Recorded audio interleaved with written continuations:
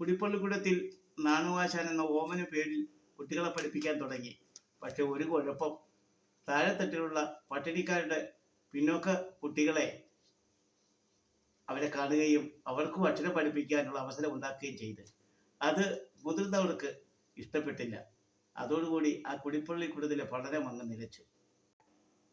അതിനുശേഷം ഒറ്റയാനായി അങ്ങനെ ബന്ധുവീടുകളിലും അമ്പലങ്ങളിലുമൊക്കെ ഒരു സഞ്ചാരിയായി അദ്ദേഹം പലപ്പോഴും വീട്ടിൽ നിന്ന് ഇറങ്ങാറുണ്ട്.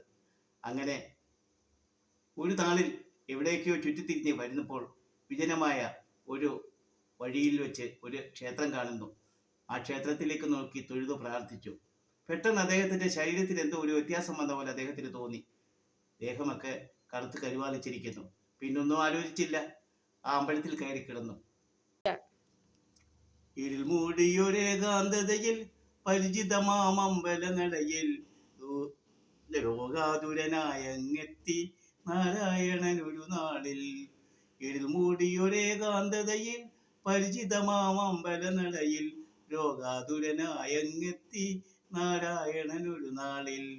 18 ദിനങ്ങൾ കഴിഞ്ഞു രോഗവും ഭേദമായി, കുളിച്ചു തൊഴുതു മടങ്ങി വയൽവാരം ഭവനത്തിൽ.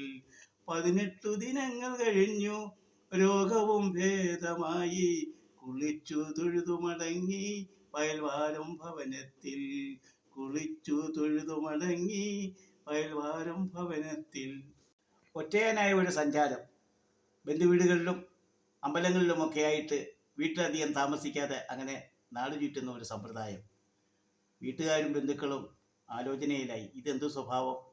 പ്രായപൂർത്തിയായി യൗവനയുക്തനായി കാണാൻ തരക്കേടില്ലാത്ത ഒരു സുന്ദരനായ ചെറുപ്പക്കാരന് ഒരു പെൺകുട്ടിയെ ഇഷ്ടപ്പെടുകയോ അതിരിക്കുക എന്ന് പറഞ്ഞാൽ അതെന്താണ്? അവരാലോചിച്ചു.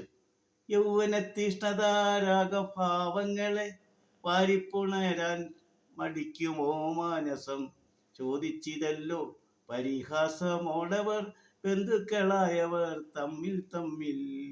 യൗവനതീഷ്ണതാരാഗഭാവങ്ങളെ വാരിപ്പുണരാൻ മടിക്കുമോ മാനസം, ചോദിച്ചിതല്ലോ പരിഹാസമോടവർ ബന്ധുക്കളായവർ തമ്മിൽ തമ്മിൽ.